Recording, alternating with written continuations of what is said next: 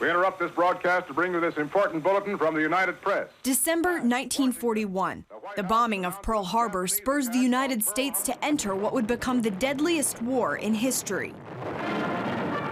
16 million men signed up for the fight, and women played a key role in factories and shipyards making munitions and supplies.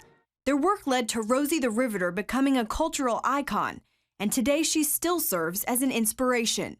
The manufacturing company R. Riveter employs military spouses who carry on the tradition of supporting their soldiers and country. She just really embodied everything about military spouses and standing up for women's right to work and that empowerment, and really what those women did during the Second World War when they stood up and said, I'm going to do this not just for myself and my family, but for the country and for the greater good. Cameron Cruz and Lisa Bradley understand the hardship of being married to the military. When I was moving around as frequently as you do in the military, I felt like I was losing my identity. You know, my husband had this really awesome job where he's jumping out of airplanes and doing all these really neat things that are really helping his country. And a lot of times I felt like the best thing I got done in the day was the laundry. Jennifer Bender and her husband lived in different places of the world during the first 5 years of their marriage. When they're deployed, you become the head of the household and you have to do everything. So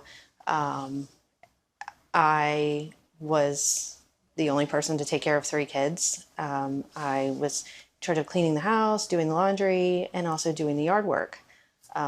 So it was tough.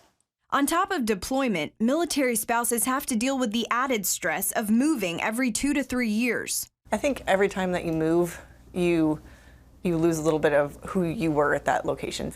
Every time you move, you kind of are like, well, what job am I going to have? What friends am I going to find? It was a problem that Cruz and Bradley knew affected other women and helped plant the idea of starting R. Riveter. The first thing we did was decide the why. So we asked ourselves, you know, what is the most important about what our company is going to do? And it was helping military spouses. The goal? Create a flexible network for military spouses. Give them the opportunity to work and earn an income, no matter where the military takes them. They use their sewing skills to craft the parts and pieces of handbags made from upcycled military parachutes, coats, and uniforms.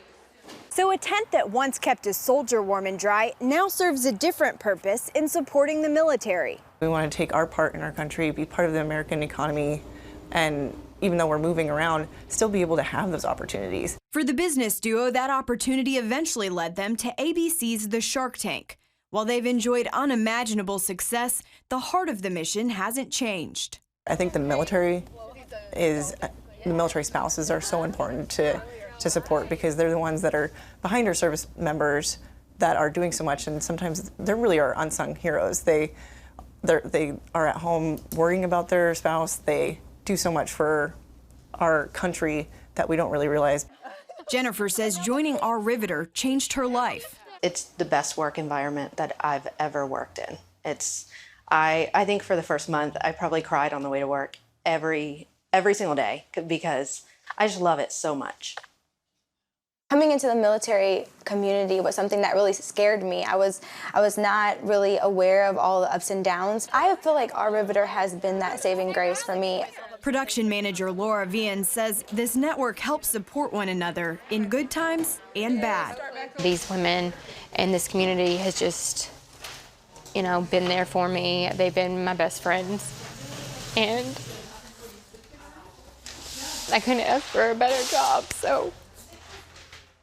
It's a community that's finding a reason to smile, despite the hardship, sacrifices, and challenges they've faced.